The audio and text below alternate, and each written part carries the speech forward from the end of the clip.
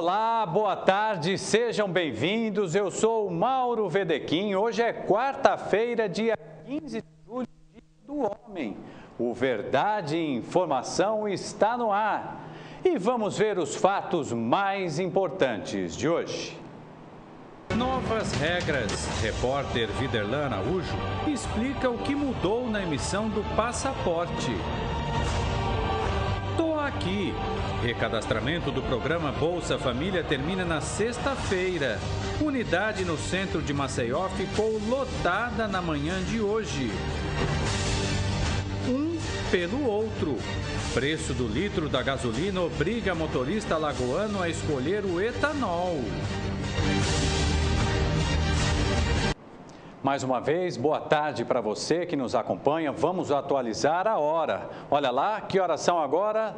1h vamos lá, 1h31. Boa tarde para você e eu começo hoje o programa de um jeito diferente. Primeiro desejando muitas felicidades para nossa produtora, jornalista Laira Santa Rosa, que hoje completa aniversário. Parabéns para você, Laira, tudo de bom, muita saúde. E também a expectativa aqui para o nascimento da Alice, filha da Letícia e do nosso diretor, o Vinícius Ferreira. Vinícius Ferreira vai ser papai. Estou até emocionado aqui, viu, Vinícius? Torcendo para que tudo dê certo, muita saúde, é isso que a gente deseja. E você, é claro, pode participar aqui ligando para 30 37 90 97. Eu anotei errado, eu falei errado? Não. 3377 9097. Vinícius, é a minha emoção nesse dia tão especial, dia 15 de julho, mas você ligue para nós, faça a sua crítica, dê a sua sugestão. E além disso, você pode acompanhar ao vivo o nosso programa pela internet, uma qualidade sensacional. Olha lá o endereço, gazetaweb.com, tudo junto, é facinho. Você vai lá, clica em TV Mar e você vai poder acompanhar o Verdade e Informação. Mas vamos começar aqui o programa falando da greve na educação pública do estado de Alagoas. Olha só, aproximadamente 200 mil estudantes da rede estadual devem ficar sem aulas com a greve dos profissionais da educação, marcada para começar amanhã, quinta-feira.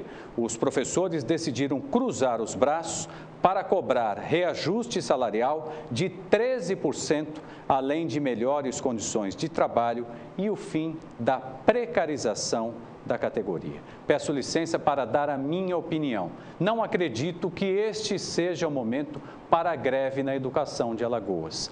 Por quê? O Renan Filho, ao assumir, ele esteve aqui, nós conversamos sobre isso, recebeu essa crise que não é só de Alagoas, é uma crise nacional. Ele foi a Brasília, está tentando melhorar a situação, a captação de recursos e está com as portas abertas para dialogar com o sindicato. Não me parece, queridos professores, que este é o momento para mais uma paralisação. Basta olhar para trás na história de Alagoas, gente. Só fez mal e nunca resolveu nada. E olha só, um aumento de 13% é muita coisa. Então, vamos tentar negociar e não fazer essa paralisação.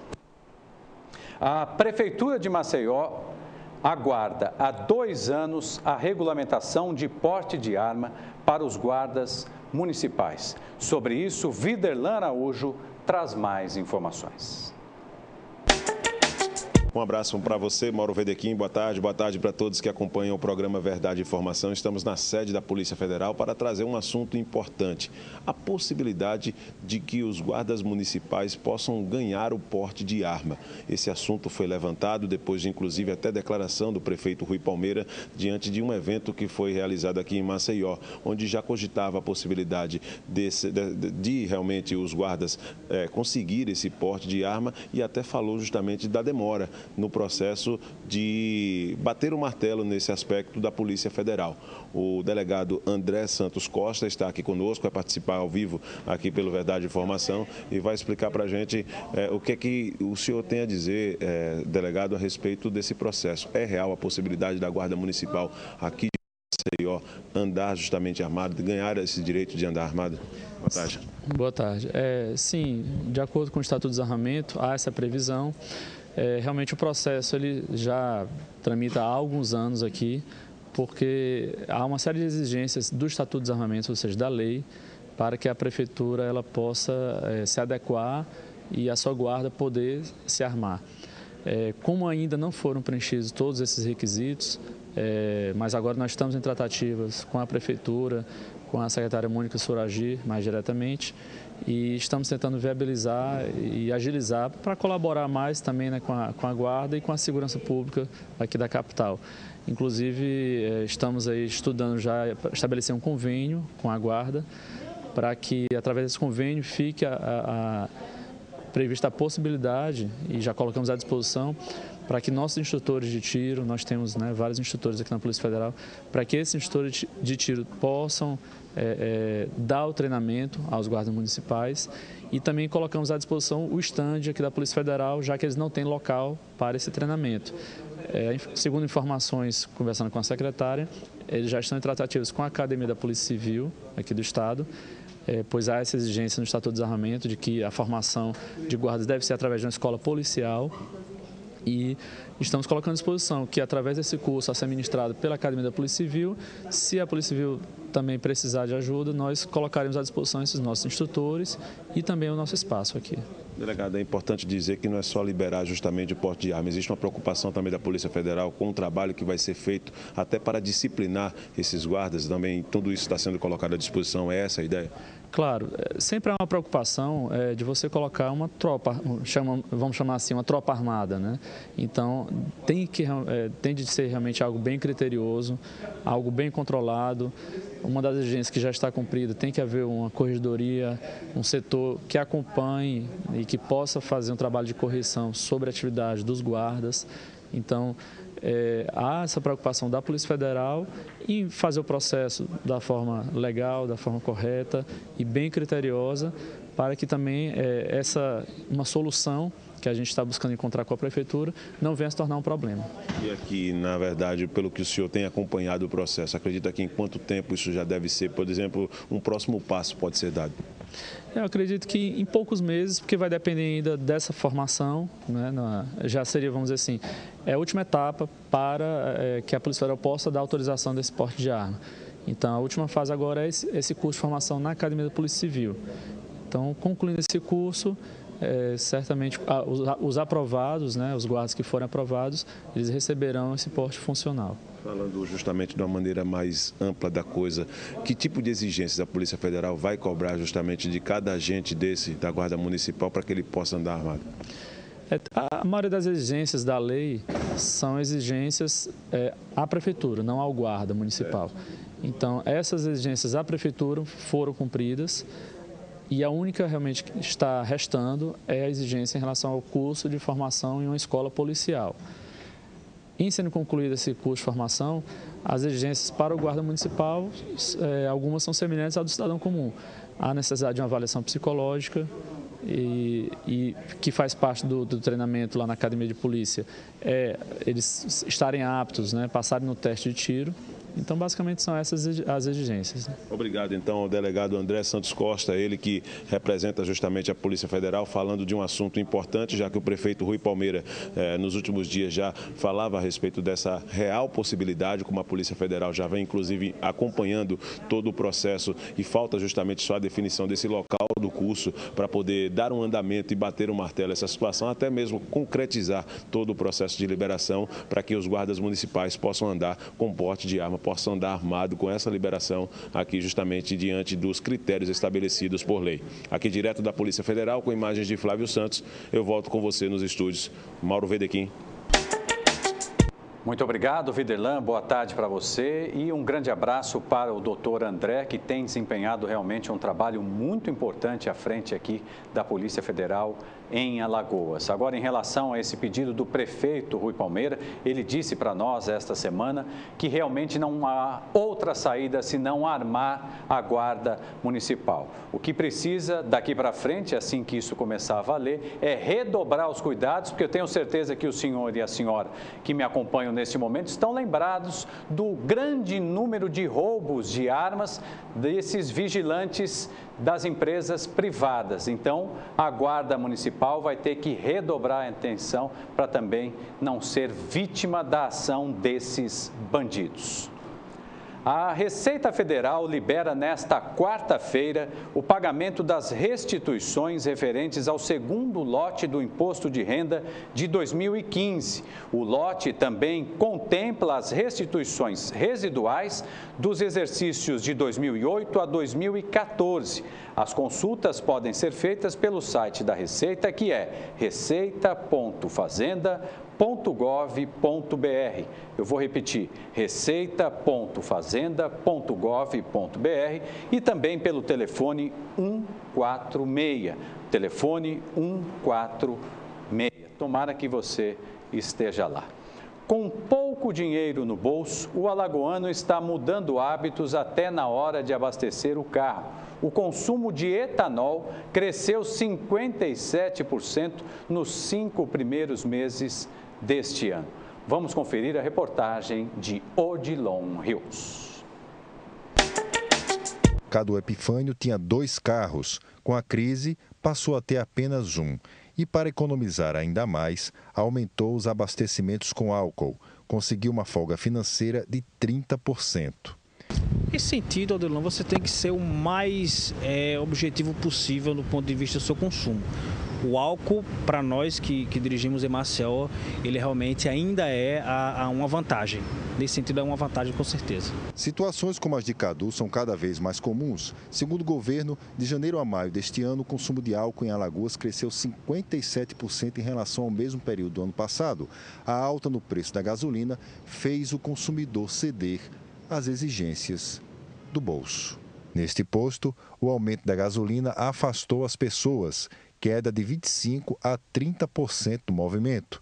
O prejuízo só não é maior por causa dos abastecimentos com álcool, atraindo pequenos consumidores. O álcool hoje, como combustível alternativo à gasolina, é basicamente a saída que o consumidor encontra para poder, em termos de valores, ter um abastecimento dentro do seu tanque com uma maior quantidade de combustível e assim poder rodar mais, né, dentro da cidade e dentro dos seus afazeres no seu carro. Mas assim, a questão de valores termina sendo, a minha opinião, termina sendo até uma certa ilusão. Por quê? A maioria dos abastecimentos hoje é feito através do valor que você tem no bolso. Então, vamos dizer, se você chega no posto, você tem com R$50, então você vai abastecer R$50 e, efetivamente, a quantidade de combustível que vai entrar dentro do seu tanque é maior, porque o álcool ele termina sendo um combustível mais barato. Em contrapartida, é aquela velha deixa, né? O álcool ele consome mais do que a gasolina, mas ainda entra a questão também da mistura do álcool na gasolina, que hoje chega aí aos seus 28%. E para fazer essa comparação, o consumidor ele vai ter que realmente ir para a ponta do lápis e analisar o que é melhor no seu trajeto, se o álcool termina beneficiando ele ou a gasolina, dependendo do seu preço, né, termina sendo mais viável para que ele consiga uma economia, né, dentro do seu trajeto diário com o seu automóvel. A realidade é que o preço da gasolina está exorbitante. O senhor e a senhora já devem ter visto aí em diversos postos do estado de Alagoas, eles estão parcelando em até 3 vezes para você encher o tanque. É claro que aí sobe ainda mais o valor, mas muita gente não tem outra saída e acaba optando por essa forma de pagamento.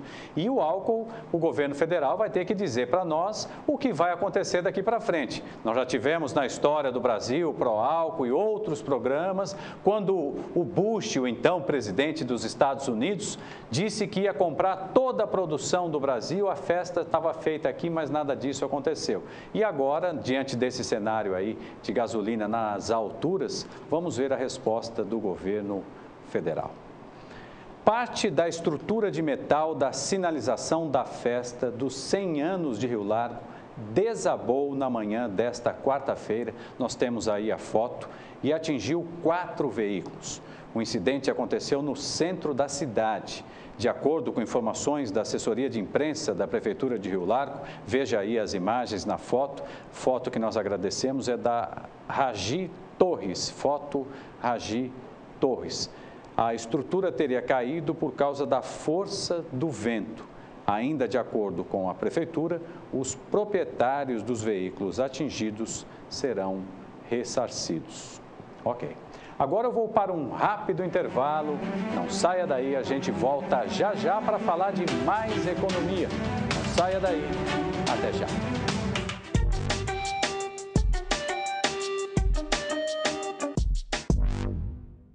O quanto a indústria é importante para o Brasil? Sem a indústria da moda, a gente não teria se encantado com elas. Sem a indústria automobilística, não teríamos tantos ídolos. Sem a indústria médica, muitas vidas não teriam sido salvas. A indústria química é a base de todas essas indústrias. A Braskem tem orgulho de ajudar a produzir um país tão forte quanto o seu povo. Braskem, estratégica para o Brasil, inovadora para o mundo. De frutas, néctar de frutas Coringa. O melhor alimento líquido, néctar de frutas Coringa. Pêssego, uva, manga, goiaba, caju, laranja. É bom demais. 2 sabores light, uva e pêssego. 6 sabores tradicionais. Contém ferro e vitaminas A e C. Néctar de frutas feito pra você. Néctar de frutas Coringa. O melhor da fruta para a sua família.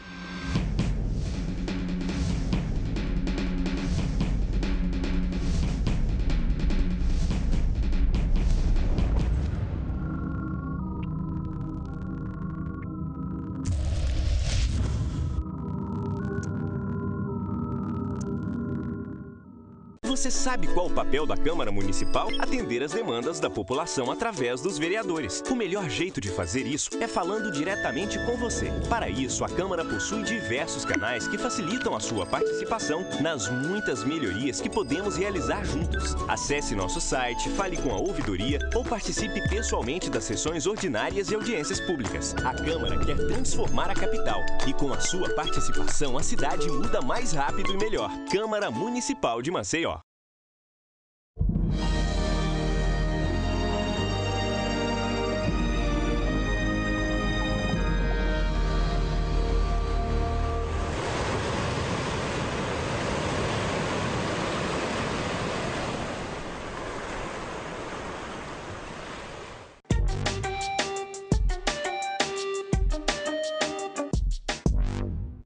E estamos de volta com Verdade e Informação. Mais uma vez, beneficiários do programa Bolsa Família formaram uma longa fila na sede do Cadastro Único. Com o tumulto no local, uma senhora passou mal. Quem tem os detalhes é o repórter Viderlan Araújo. Mais uma vez, na sede do Cadastro Único aqui no Poço, acaba tornando muito transtorno para as pessoas. Olha só, tem realmente uma pessoa aqui, tá passando mal uma pessoa? Deixa eu dar uma olhadinha aqui. Olha aí, uma senhora passando mal. Olha a briga. Vamos aqui registrar aqui. Olha lá, olha o transtorno lá, Flávio. Fecha lá. Tem uma senhora passando mal lá, olha aí. Vamos lá, Flávio, vamos pegar esse flagrante agora aqui. Vamos pegar esse flagrante aqui. Vamos tentar aqui nos aproximar. Olha o transtorno. Olha a situação. Flávio Santos registrando tudo isso também. A senhora passando mal. Aqui na sede do Cadastro Único. Dá licença, gente, dá licença.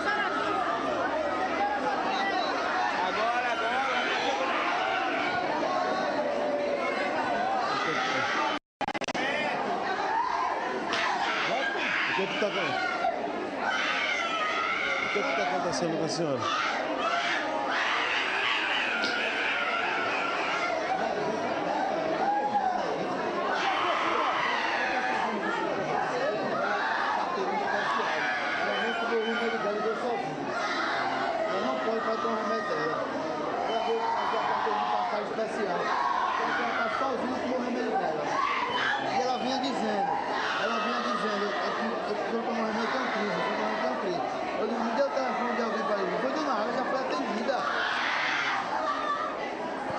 tá tendo essa crise aqui agora. Que situação triste assim nós estamos mostrando dessa senhora, né, rapaz? Aqui.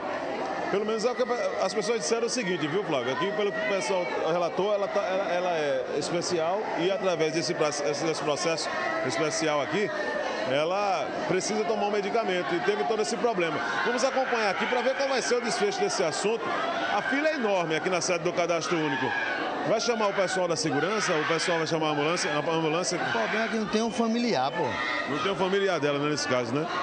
Pois é, uma situação triste, rapaz, aqui dessa senhora, uma idosa. Olha a quantidade de pessoas, olha a quantidade de pessoas aqui na sede do Cadastro Único. Tem um prazo até sexta-feira para quem está em casa poder entender todo esse processo. Até sexta-feira para fazer uma espécie de atualização dos dados e continuar recebendo esse recurso. E até o presente momento não teve assim um controle no aspecto mesmo de distribuição de fichas. Nós estávamos fazendo material para mostrar a quantidade de pessoas que já estavam aqui justamente na fila desta sede do Cadastro Único aqui no Poço. E de repente, quando aconteceu esse processo, a senhora está sendo agora encaminhada, né, pelas pessoas, olha só. É realmente... Ela está precisando justamente de um medicamento, né? A senhora está aqui desde que horas? Desde 5 horas da manhã. 6 horas? Conseguiu pegar... 5, conseguiu pegar a ficha? Peguei, mas enfrentei 3 filas para pegar uma ficha. Então o pessoal está tentando tomar aqui as providências. A senhora está aqui desde que horas? Desde 4 horas da manhã. Desde 4 horas? Conseguiu pegar a ficha? Consegui, mas só que quando eu cheguei aqui, faltou trazer o papel da caixa. Aí mandaram eu vir de ser amanhã. Então essa é a situação que nós estamos mostrando aqui, né? Das pessoas que precisam atualizar os dados. E aparentemente, depois de todo o transtorno envolvendo com a senhora, o problema acabou realmente, eu diria que, sendo contornado.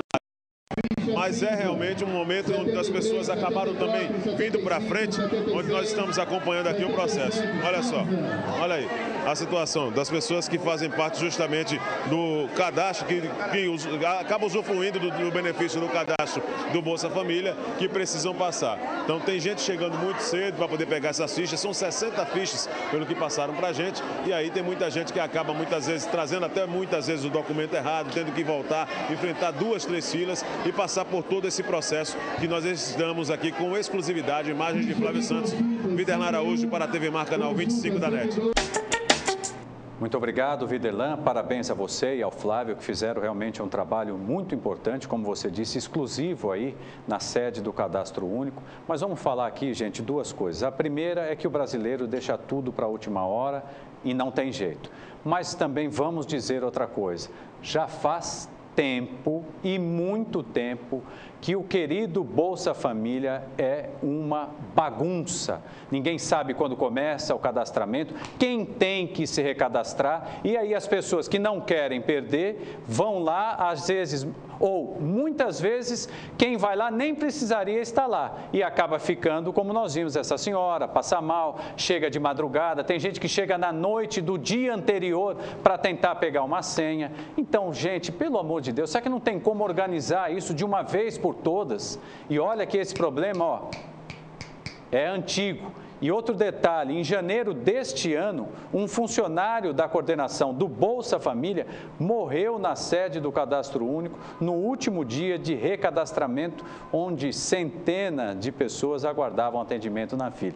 Vou explicar, a morte desse servidor não tem nada a ver com a fila, ele tinha um problema cardíaco e infelizmente morreu lá dentro da sede. Mas, por favor, dá para corrigir isso, é só organizar. Põe uma mensagem, as pessoas não vão lá com um cartão para retirar o dinheiro. Põe a mensagem específica para cada pessoa ou para cada grupo de pessoas. É tão simples, basta boa vontade. E está faltando isso no Brasil em diversos setores.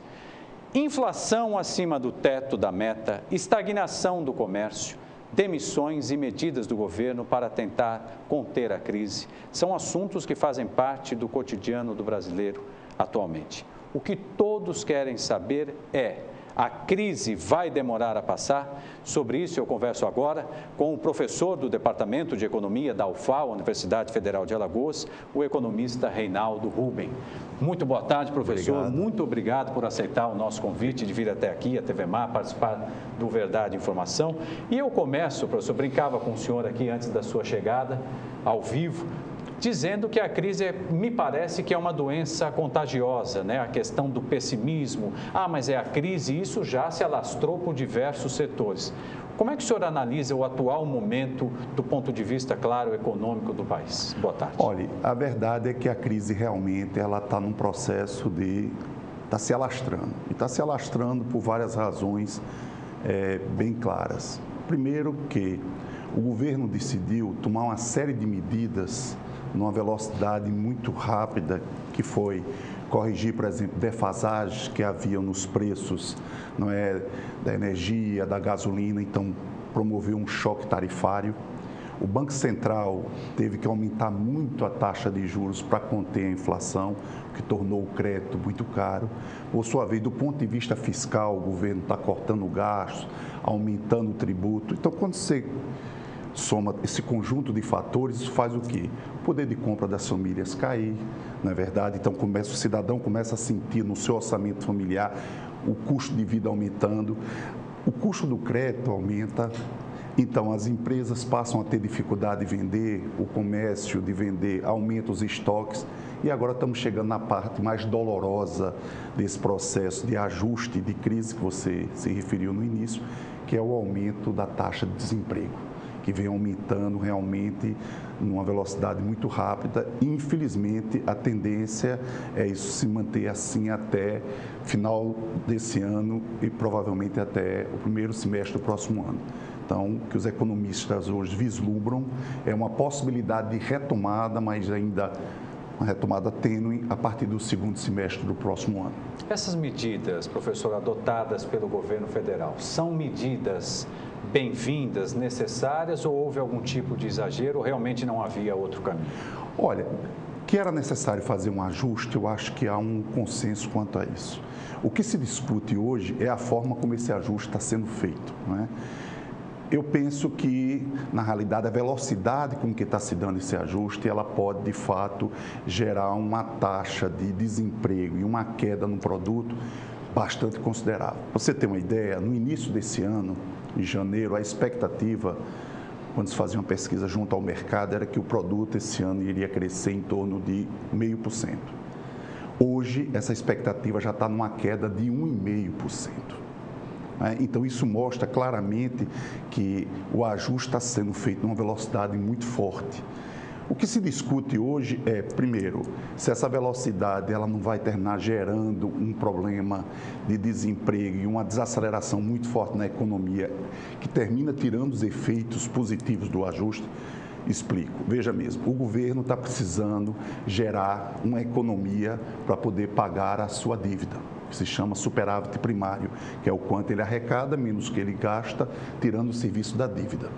Ao mesmo tempo, o Banco Central está aumentando a taxa de juros para combater a inflação. Então, o que é que está acontecendo? A economia que está sendo feita para pagar os juros está sendo compensada pelo aumento da taxa de juros. Então, é feito enxugar gelo. Como a economia está desacelerando, a receita está caindo. Então, o que é que está se observando claramente? Que apesar de todo o esforço do governo de fazer um ajuste rápido, os efeitos não estão dando o resultado esperado. Então, eu acho que um espaço importante para se discutir, o ajuste era preciso, mas esse ajuste ele vai recair pesadamente aonde? O próprio ministro da Fazenda tem defendido a ideia de repatriamento de recursos, né? Inclusive se viria para um fundo do ICMS, a ideia de aumentar o imposto em cima de heranças, não é? De doações. A tabela do imposto de renda está defasada do ponto de vista da inflação, então é preciso corrigir isso, aumentar talvez algumas alíquotas em faixas mais elevadas. Então, tudo isso permitiria um ajuste sem que implicasse em sobrecarregar tanto a população, ou seja, a carga que o contribuinte já paga, ou seja, distribuir melhor os efeitos desse ajuste. Professor, nós vimos aí pequenas medidas, mas que até os telespectadores brincam com a gente aí no nosso dia a dia aqui na TV Mar. Por exemplo, a Mega Sena, né, as loterias, no caso da Mega Sena, a aposta mínima era R$ 2,50, subiu para R$ 3,50. para você tirar ou renovar um passaporte, salvo engano, era 150, 140, foi para 250, mais de R$100 de aumento. E o governo tem feito isso na tentativa de arrecadar mais, a gente reconhece, como o senhor está acabando de dizer. Eu queria a opinião do senhor sobre esse programa de proteção ao emprego, que me parece foi inspirado na Alemanha e lá houve sucesso. O senhor vê com bons olhos esse programa, professor? Olha, veja mesmo, a ideia desse programa é tentar minimizar o impacto, não é, das medidas, ou seja, do momento que nós estamos vivendo sobre o emprego. Então, é uma tentativa de chegar junto com as empresas e os trabalhadores e tentar diminuir a jornada de trabalho e me parece até que contempla até redução de salário. Com certeza, isso pode atenuar, mas eu não acredito que isso vá, de uma certa forma, reverter a tendência de aumento de desemprego, né? Por quê? Porque esse conjunto de medidas que eu acabei de falar, ele está afetando muito fortemente, não é, um setor que vinha segurando o nível de emprego no Brasil, que era o setor de serviço, né? Serviço e comércio. Então, você tem uma ideia, saiu um dado ontem que no acumulado do ano, quando você coloca o setor automotivo no comércio, há uma queda bastante considerável de quase 3%. Então, o que é que significa dizer isso? Significa dizer que está havendo uma desaceleração muito forte no varejo, né, no setor de serviço, e esse setor era um setor que vinha absorvendo emprego. Então, na medida que o desemprego vai aumentando, se a escala é muito alta, as empresas, mesmo que tentem negociar, mas o aumento dos estoques pode não compensar, né, esse tipo de acordo. Então, eu acredito que um acordo como esse poderia surtir um efeito mais favorável se a perspectiva fosse de um ajuste à economia, ou seja, o processo de desaceleração num período de tempo curto. Mas eu, particularmente, eu acho que a crise ela vai ser mais longa do que está se esperando. Então, nesse sentido, isso pode atenuar, mas não reverte uma tendência de desemprego que está se mostrando muito clara. Saiu um dado, salvo engano, ontem ou anteontem, professor, na Folha de São Paulo, indicando até uma queda no número de empregos em relação a micro e pequenas empresas. Um dado que realmente me chamou muita atenção. Apesar disso, o governo federal tem investido também nesse segmento, mesmo com toda a crise. O Brasil pode se recuperar com um apoio das micro e pequenas empresas?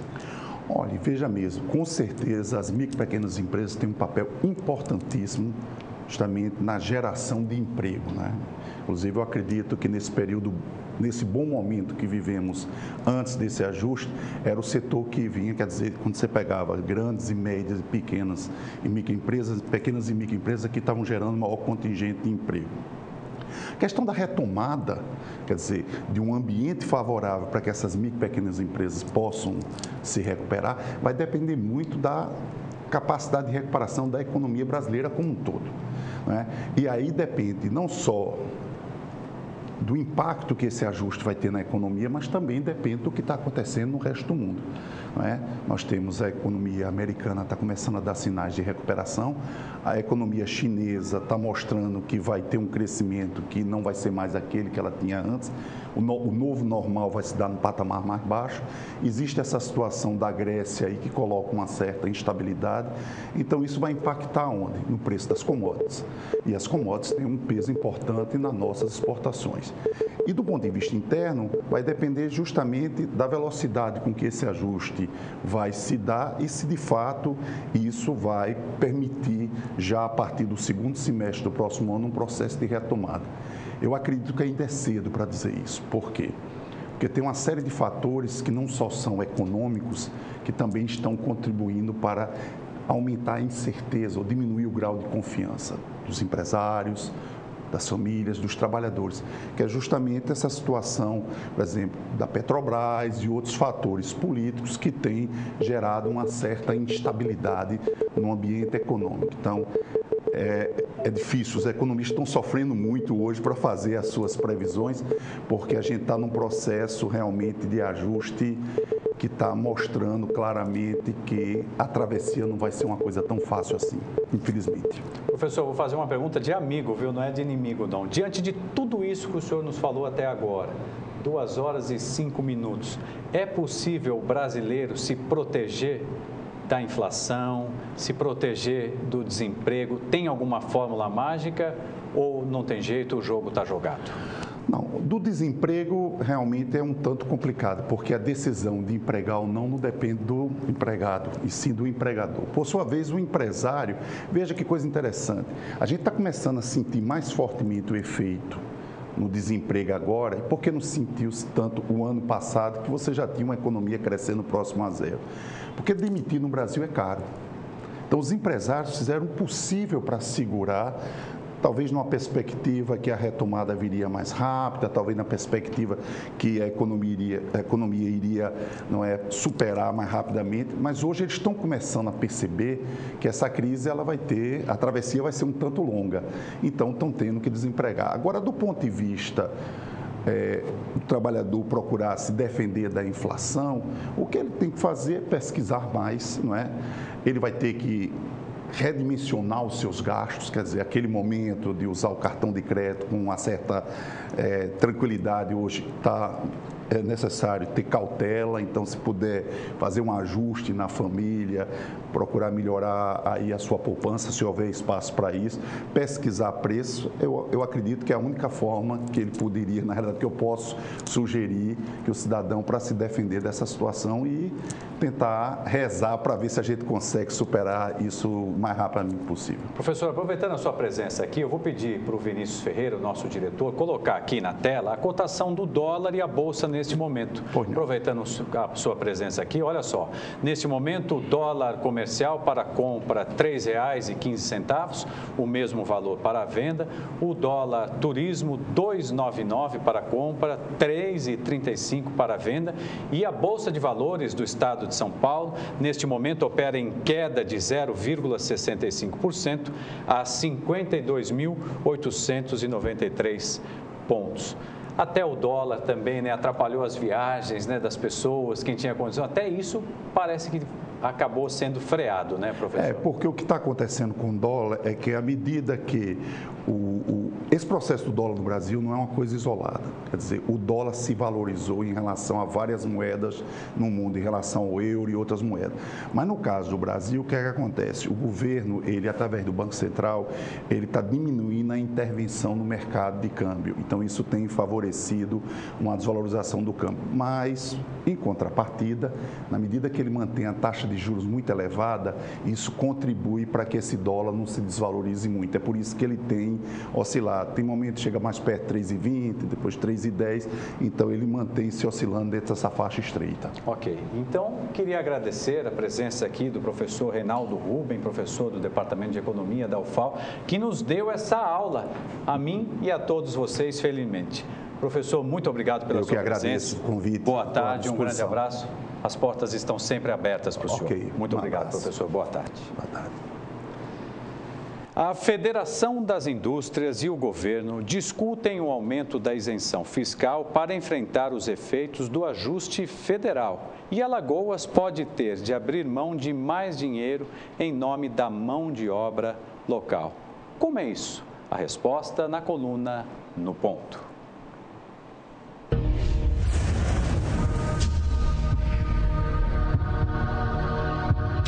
A Federação das Indústrias de Alagoas entrou com pedido na Secretaria da Fazenda de isenção fiscal de 90% para as empresas do Estado filiadas à Federação.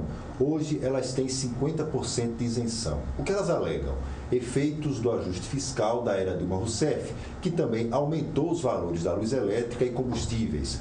Outro argumento é que o crescimento da isenção fiscal facilitará a atração de novas indústrias. Técnicos da Secretaria e da Federação discutiram este assunto na segunda-feira. A Cefaz ofereceu uma contraproposta, ainda não divulgada, porque está sob análise da Federação. E o que pesa contra isso? As isenções fiscais alcançaram quase R$500 bilhão até o final do ano passado. Quem paga por isso é o governo alagoano e o próprio governo tenta revisar algumas destas isenções. Uma indústria que prometeu gerar centenas de empregos e sustenta apenas 50 e a produção é em pequena escala. Abastece o mercado local, apesar do nacional da empresa. Uma outra teve incentivos renovados por mais 20 anos e está instalada aqui faz 2 décadas. Na prática, o governo paga para manter algumas destas indústrias, com pouquíssima mão de obra local ou quase nada de investimento na ampliação da própria estrutura, o que justificaria pagar menos em impostos. A crise mexe com o mundo inteiro, veja da Grécia e a Europa, mas os mais pobres pagam o preço mais caro pelas políticas econômicas. Será que Alagoas, mais pobre entre os mais pobres, diz o governo, pode abrir mão do próprio caixa em nome de algumas empresas?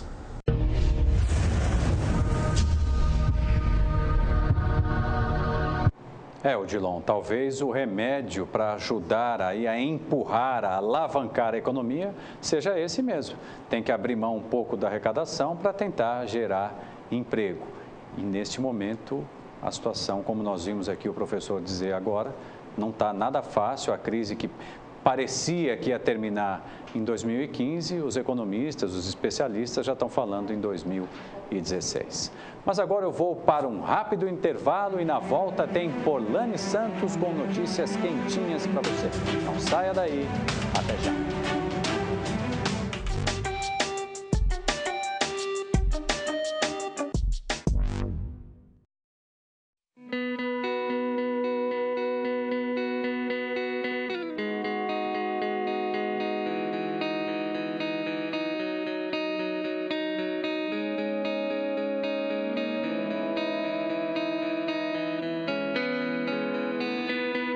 Let's dance in style, let's dance for a while. Heaven can wait, we're only watching the skies. Hoping for the best, but expecting the worst. Are you gonna drop the bomb or not? Let us die young, let us live forever. Don't have the power, but we never say never. Sitting in the sandpit, life is a short trip. For the sad man. Can you imagine when this race is run? Turn our golden faces into the sun. Praising our leaders, getting in tune. The music's played by the madman. Forever young, I wanna be forever young. Do you really wanna live forever, forever? Do you really wanna live forever, forever, forever? Forever young, I wanna be forever young. Do you really wanna live forever, forever?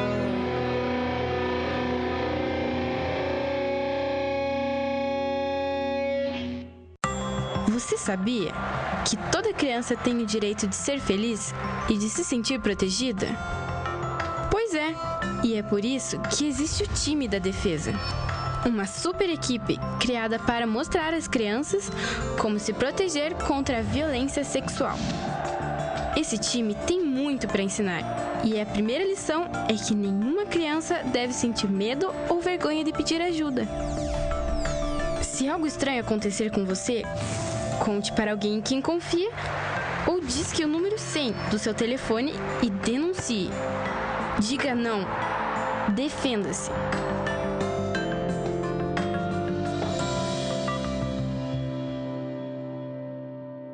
Só pode falar de liderança quem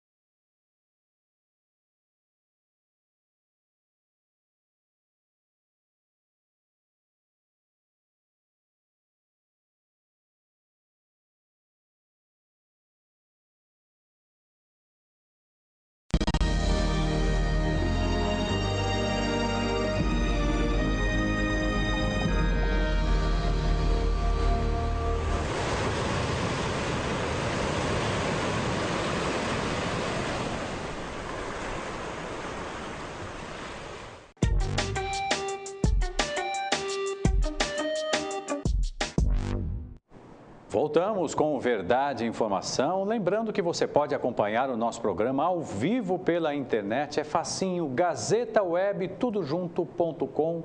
Clica lá em TV Mar, é uma qualidade excepcional. E você pode acompanhar a programação da TV Mar de qualquer lugar onde você estiver. Então, se você não está aqui, acompanhe pela internet, mande sua crítica, faça sua sugestão que nós teremos todo o prazer em atendê-lo.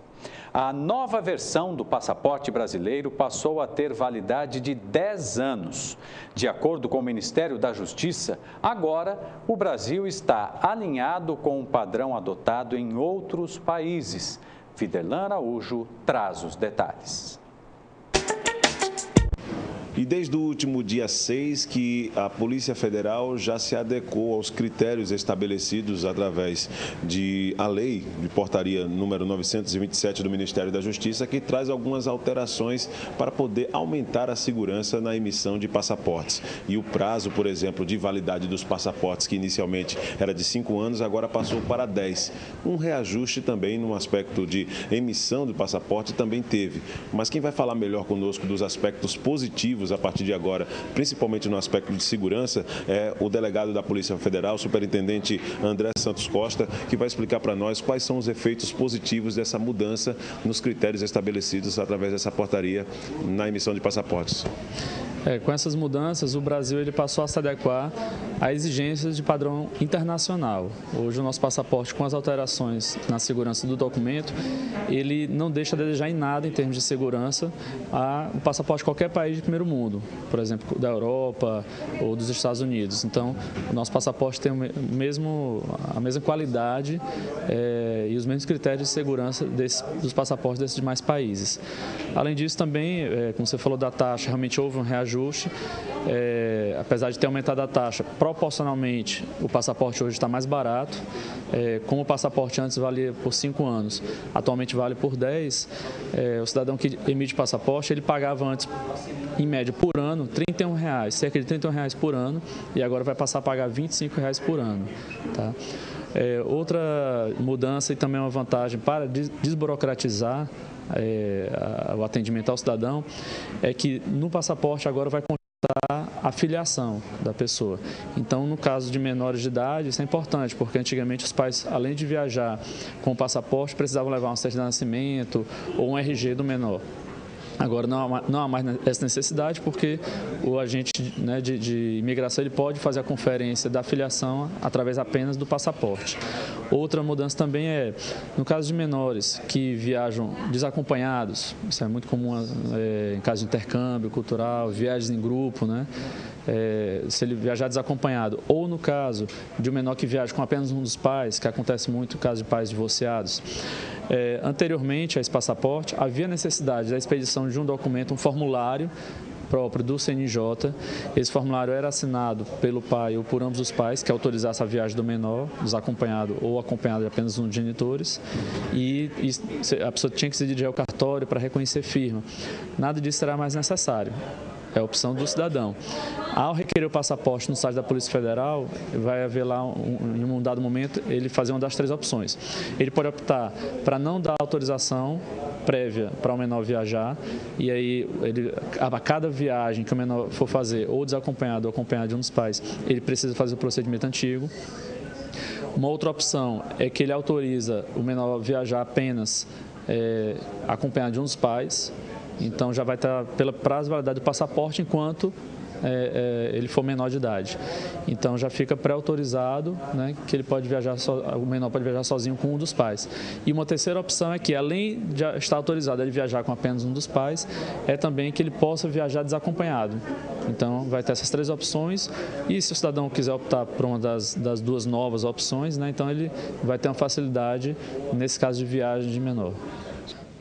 A primeira emissão minha do passaporte, né? Logo assim, fiquei surpresa positivamente com a agilidade do serviço, Acredito que o emprego das taxas serve também para qualificar, modernizar e dar agilidade para o serviço, que tem se mostrado bastante eficiente. A gente, num processo de informatização, consegue fazer o agendamento, na hora marcada a gente chega, de pronto é atendido e muito celeremente a gente consegue ter nosso pleito atendido, que é ter a emissão do passaporte. Você não demorou nem 5 minutos, secretária. Vi quando você passou ali pela porta, só fez chegar ali no guichê, deu o nome, com menos de 5 minutos já estava sendo atendida. Exatamente, marquei às 10 horas, pontualmente às 10 horas fui chamada e 5 minutos já estava com todos os procedimentos realizados. Então, depois da participação da secretária Cláudia Petuba, secretária de Esportes e da Juventude, e também do delegado André Santos Costa, da Polícia Federal, falando de todas essas mudanças, né, do passaporte, a secretária, obviamente, teve a oportunidade de tirar pela primeira vez o passaporte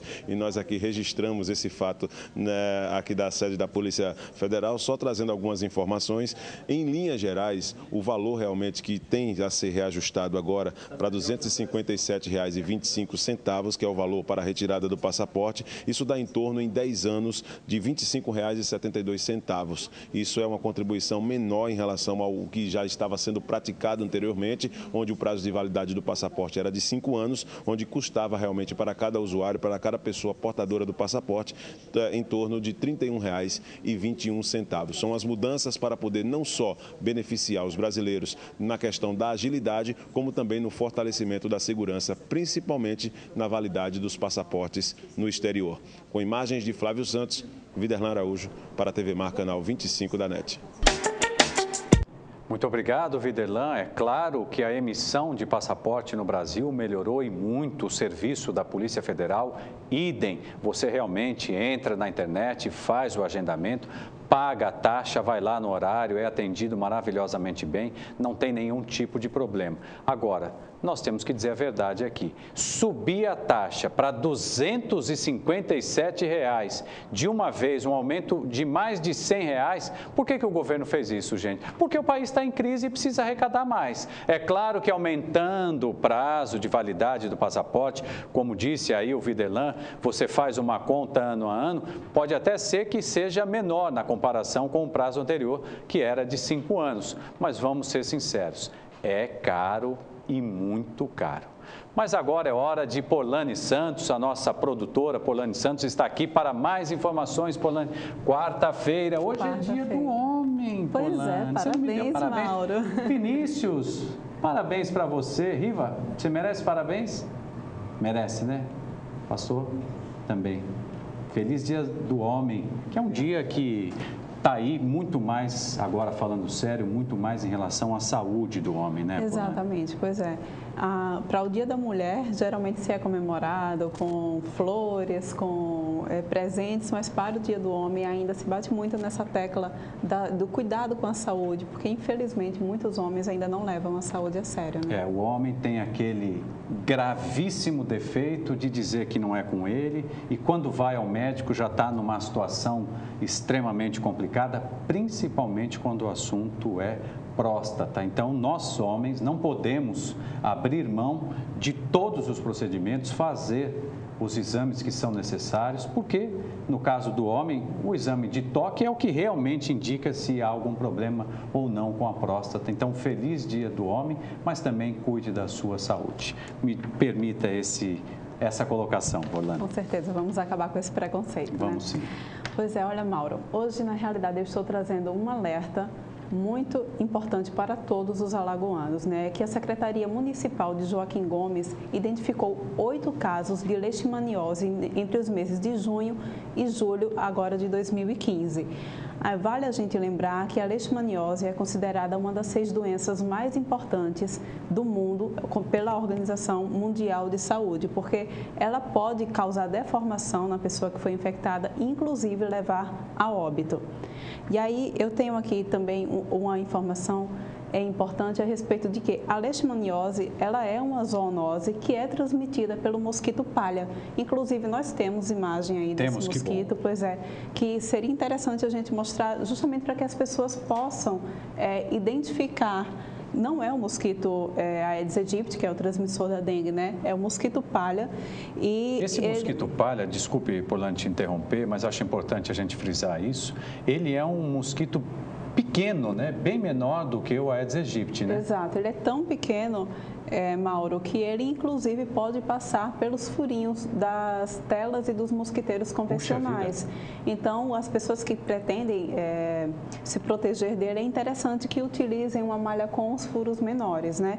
Lembrando que, como eu já disse, a leishmaniose é uma zoonose, ela é transmitida por esse mosquito que, quando pica o animal infectado, transmite a doença para o homem, ou seja, essa doença não é transmitida de pessoa para pessoa diretamente. E aí, a Secretaria de Saúde de lá do município de Joaquim Gomes está realizando uma barreira epidemiológica lá na cidade, realizando palestras e também distribuindo materiais de panfletagem, né, panfletos informativos, para informar as pessoas a respeito da prevenção dessa doença. Como ela comete aos animais, é importante ressaltar também que, caso o animal seja infectado com essa doença, ele terá que ser sacrificado para não colocar em risco a vida das pessoas. E aí, só para a gente encerrar essa informação, existem 2 tipos de leishmaniose. Um que se manifesta através da pele, com erupções cutâneas, e outra é através da leishmaniose visceral, que geralmente é detectada a anemia e também uma distensão abdominal da pessoa infectada. Polani, essa informação que você traz hoje para nós, nessa quarta-feira, é muito importante, porque a leishmaniose é uma doença que durante muito tempo andou aí quase que esquecida, né? Mas ela voltou. Eu hoje conversava com a nossa aniversariante, a Laira Santa Rosa, e ela lembrava dos casos que ocorreram em Marechal Deodoro, salvo engano. Marechal Deodoro. Então, essa é uma história recorrente e a única forma de prevenção, como você bem colocou, é reforçar a questão das telas, para quem puder, é claro, e tentar passar repelente, né, Polani? Exatamente. Medida simples, mas extremamente eficaz. Inseticidas. E aí também fica sempre o alerta, né? A forma de prevenir a proliferação de mosquitos ainda é aquela, ter cuidado com a água parada, que isso serve para todos os mosquitos. É verdade. Toda a questão da higiene doméstica, pessoal, não pode ser deixada de lado, né, Polani? Com certeza. Agora eu tenho também mais uma informação, mais uma vez, para os estudantes que estão nos assistindo agora. É que começa hoje e vai até essa sexta-feira o prazo para as pessoas que foram selecionadas no Sisutec fazer a matrícula perante as instituições em que foram aprovados. E aí a pessoa, o selecionado, deve se encaminhar até essas instituições e pegar todas as informações, como o horário e os documentos necessários para realizar a matrícula. Porque a gente sempre fala isso aqui, essa hora o estudante está voltando para casa e acaba na correria ali dos estudos esquecendo dessas datas. Então, o Sisutec termina na sexta-feira. Sexta-feira, dia 17. Exatamente. É isso aí. Polani, muito obrigado. Boa tarde para você. Eu vou continuar aqui um pouquinho, ainda tem mais um pouquinho de Jornal de Verdade e Informação. Boa tarde para você. Boa tarde, até mais. Olha, gente, só para lembrar, falar um pouquinho aqui de esporte, hoje o Asa de Arapiraca enfrenta o Palmeiras pela Copa do Brasil. O meu irmão, que é palmeirense lá de São Paulo, já está com a pulga atrás da orelha, com medo de mais uma vitória do Asa. Hoje o Valdemir Soares dizia que um comentarista falou, não, 5-0 para o Palmeiras. Eu não acredito que vá ser 5-0 para o Palmeiras e, como bom alagoano de coração, já estou aqui torcendo e mandando toda a minha energia para o Asa e também mandando toda a minha energia positiva para os atletas que representam o Brasil lá no Canadá. Durante aí os Jogos Pan-Americanos, nós já estamos com 12 medalhas de ouro. Tudo isso é uma preparação para os Jogos Olímpicos do ano que vem no Rio de Janeiro. Então, boa sorte. E por falar em energia positiva, toda energia positiva também para o Vinícius Ferreira, para a esposa dele, a Letícia, e para a Alice, que daqui a pouquinho está chegando por aí, que venha com muita saúde. Um abraço também para o vovô e a vovó, para o Sidraque e também para a querida Magnólia. E para você que nos acompanhou até agora, um grande abraço, tenha uma excelente tarde. A gente volta com Verdade e Informação amanhã, quinta-feira, às 1h30 da tarde. Não perca, é amanhã, hein? 1h30 da tarde. Um grande beijo para você, boa tarde, boa quarta-feira. Dali Asa!